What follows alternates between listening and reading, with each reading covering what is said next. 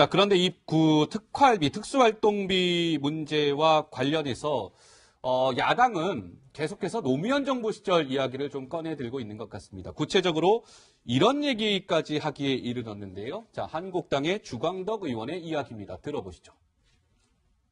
아프가니스탄에 한국의 인질이 한 20여 명 무장 탈레반에 잡혀 있을 때 인질 협상용으로 그때 3천만 불, 그러니까 약 300억 정도를 국정원에서 조성해서 2천만 불은 그 인질 협상용으로 무장 세력한테 지급했고 이제 1천만 불이 남았는데 한 95억 정도.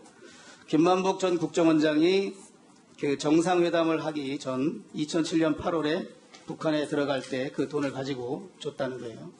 이게 정상회담에 대한 그 성사 사례금이 아닌가 그 의혹에 대해서도 더 수사해 주시기 바랍니다. 네, 그러니까 이제 한국당 이야기는 이 특수활동비 문제에 관련해서 노무현 정부 때 1,000만 달러를 뭐 북한에 보낸 거 아니냐 이런 의혹을 제기하고 있는 거죠. 좀 실체가 있는 얘기입니까, 노 기자? 네, 일단 김만복 전 원장의 어떤 이제 과거 서류 문건이 좀 이렇게 발견이 되면서 좀 이제 그 얘기의 신빙성이 좀 있는 거 아니냐 이런 얘기가 한국당에서 나오는 건데 사실은 김만복 원장은 뭐 이런 얘기를 하더라고요. 일단 탈레반 얘기를 앞서서 주광덕 의원도 했는데 탈레반에게 건넸다는 2천만 달러에 대해서 노코멘트 하겠다. 근데 당시에 이제 뭔가 증거를 남기려고 영수증에 탈레반 지도자 서명까지 받아왔다 이런 얘기를 가진 거 보니까 저건 사실은 이제 정당한 국정원의 어떤 특수 공작 작업 활동비라고 볼 수 있을 텐데 거기에 대해서는 얘기를 하고 북한에 1,000만 달러 송금했다는 얘기에 대해서는 내가 뭐 터무니없는 소리다 이런 식으로 일단 얘기를 하긴 했어요. 근데 사실은 뭐 노무현 정부 당시에 국정원 특수활동비가 어떻게 집행이 됐는지 그 내역을 제대로 들여다보지 않는다면 이런 의혹 같은 것들은 한국당에서 계속해서 제기를 할 것이고 아무래도 지금 이제 전 정권까지 다 한번 특활비 문제를 되짚어보자 이런 식으로 뭐 공세를 펴기 위해서 얘기를 하는 건데 뭐 만약에 여기에 대한 어떤 적당한 증명 자료를 내지 못한다면 공방은 계속 될 것 같습니다. 네. 주광덕 의원은 이런 것 같은데요. 2007년에 한국 인질이 아프가니스탄 탈레반에 잡혔을 때 국정원이 협상용으로 3천만 달러를 갖고 있었는데 무장 세력한테 2천만 달러를 주고 1천만 달러가 남았다. 이 1천만 달러가 남북 정상회담 어떻게 보면 사례금으로 이제 북한에 건네진 거 아니냐. 이거 약간 좀 이상하다. 이게 한국당 주장인 것 같아요. 자, 그런데 보면 강병규 기자. 이런 가운데 유시민 전 장관이 말이죠. 노무현 대통령의 그 논두렁 시계 있잖아요. 이거와 관련된 그동안 알려지지 않은 뭔가 뒷얘기를 얘기한 게 있습니까? 네, 그렇습니다. 한간에 나오는 논두렁의 시계를 버렸다라는 주장이 터무니없다라고 얘기하면서 밝힌 건데요. 자, 일단 노무현 전 대통령 재임 기간 중에 이제 회갑을 맞았습니다. 노 전 대통령이요. 그래서 이제 박연차 회장이 형인 노건평 씨에게 이 시계를 좀 건넸다라는 건데, 근데 이제 이 시계를 일단 노건평 씨가 직접 노무현 전 대통령이 전해주지 못했고, 왜냐하면 화낼 거기 때문에, 그 오히려 권양숙 여사에게 일단 이거를 대리 전달을 했고, 권양숙 여사는 숨겼다가 나중에 비로소 임기 끝나고 나서야 노 전 대통령이 봉화마을에서 재산 목록을 작성하다가 이 시계의 존재를 알았다. 이것이 바로 유시민 전 장관의 그런 얘기인데요. 근데 이제 이렇게 그러니까 이제 한간에 나온 그 논두렁에 버렸다라는 건 잘못했다는 얘기인 거잖아요. 그리고 오히려 이제 노 전 대통령이 화가 나서 이 시계를 망치로 부숴버렸다라고 또 추가적으로 얘기를 했어요. 근데 이제 이거는 뭐 어디서 자기가 직접 확인한 얘기는 아니고 들은 얘기고 그리고 일단 이것이 사실인지는 좀 알 수 없다면서 선을 그었지만 좀 더 새로운 얘기인 것 같긴 합니다. 그러니까요. 권양숙 여사한테 그 1억 원짜리 시계 2개였나요? 그때 얘기 나온 게? 뭐 그랬는데 권양숙 여사한테 노건평 씨가 전달을 했고 권양숙 여사가 가지고 있다가 나중에 노무현 대통령한테 전달했는데 이런 걸 왜 받았어? 해갖고 망치로 깼다는 거 아니겠습니까? 이게 유시민 전 장관의 주장입니다. 노은지 기자. 보수층에서는 이런 주장하고 있습니까? 자, 이렇다면 유시민 전 장관의 말이 사실이라면 권양숙 여사 뭐 수사해야 되는 거 아니냐 뭐 이런 목소리를 내고 있나요?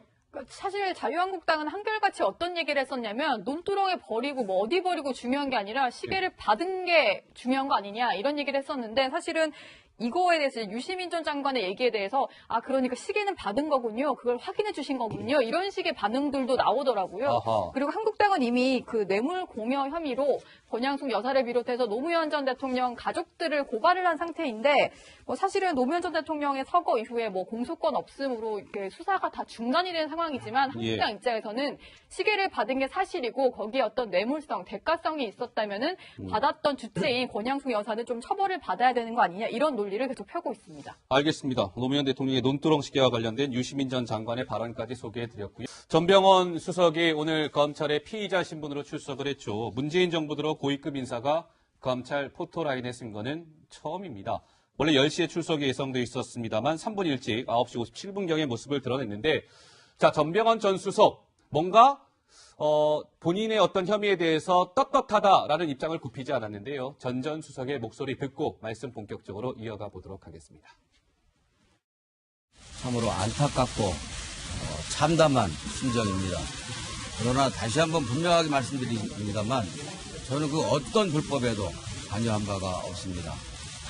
검찰에서 저에 대한 의문과 오해에 대해서 충분히 설명하도록 하겠습니다.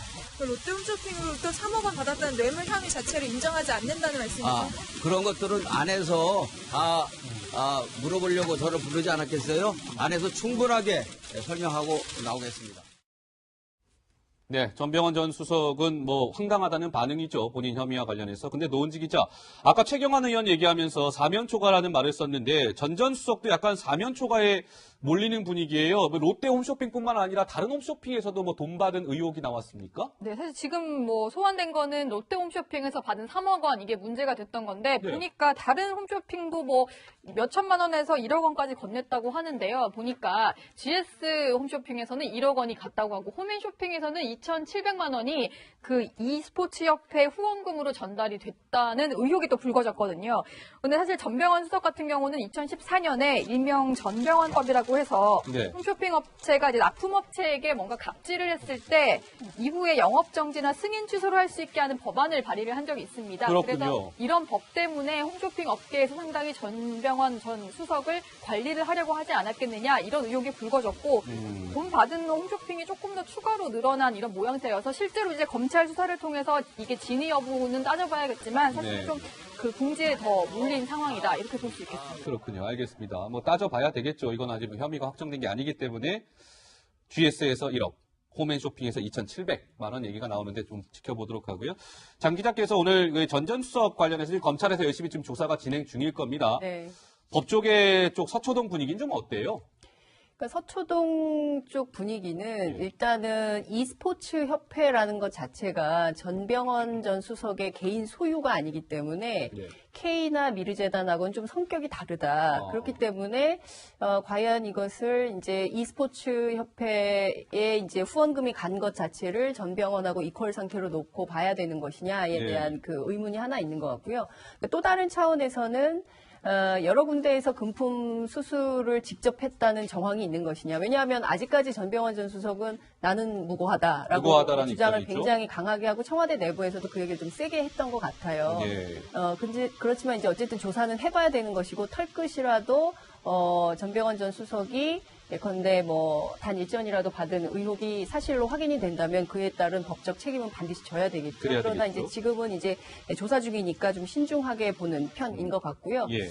특히 청와대에서는 그 전 전 수석과 관련해서 얘기를 잘 안 하려고 하는데 그렇더라고요. 네, 그 네. 이유는 이제 약간 그 사람에 대해서 얘기를 하지 않으려고 하는 분위기가 있더라고요. 그러니까 뭐냐면 어쨌든 불거진 혐의 그리고 이게 이 사건 자체가 2015년부터 계속된 사건이기 때문에 전병헌 수석 의원 시절에. 예, 의원 예. 시절에 이 관련 내용이 처음에 불거졌다가 덮어졌다가 지금 최근에 다시 또 나온 사건이어서 계속 진행 중이었던 사건이어서 예. 그 자체에 대해서 청와대가 어떤 입장을 얘기하거나 논평을 하는 것 자체에 대해서 그리고 첫 번째 케이스여서 굉장히 신중한 그런 입장인 것 같더라고요. 근데요, 장 기자께 추가 질문 드릴까요? 그러니까 청와대에서는요, 이게 사실입니까? 청와대 지금 야권은 지금 떨고 있잖아요. 야권 네. 의원들 같은 경우는 이 사정의 칼날이 한국당 어느 의원까지 네. 올지 모른다라고 해서 전전긍긍하고 있다라고 네. 하고 있는데, 여권도 실제로 이 검찰의 칼날에 굉장히 좀 긴장하고 있다는 얘기가 있는데, 이거 엄살입니까? 아니면 실체가 있는 얘기예요? 어떻습니까? 제가 취재해본 바로는 실체가 좀 있어 보이는데요. 실체가 있어 보여요? 어떤 그게 왜냐하면 이게 당시에 그러니까 여야 가리지 않고 모든 의원이 쫄았다 이런 얘기가 지금 나돌고 있는데요. 예.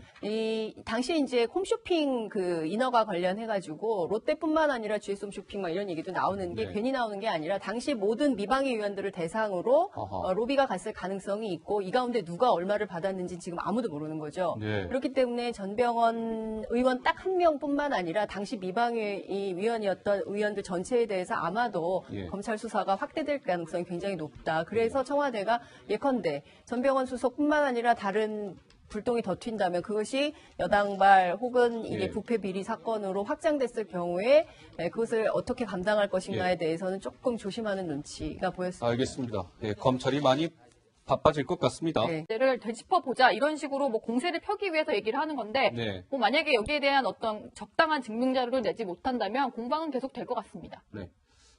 주강덕 의원은 이런 것 같은데요. 2007년에 한국 인질이 아프가니스탄 탈레반에 잡혔을 때 국정원이 협상용으로 3천만 달러를 갖고 있었는데 무장 세력한테 2천만 달러를 주고 1천만 달러가 남았다. 이 1천만 달러가 남북 정상회담 어떻게 보면 사례금으로 이제 북한에 건네진 거 아니냐. 이거 약간 좀 이상하다. 이게 한국당 주장인 것 같아요. 자, 그런데 보면 강병규 기자. 네. 이런 가운데 유시민 전 장관이 말이죠. 노무현 대통령의 그 논두렁 시계 있잖아요.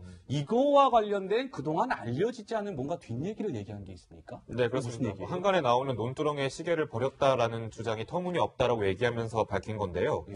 자, 일단 노무현 전 대통령 재임 기간 중에 이제 회갑을 맞았습니다. 노 전 대통령이요.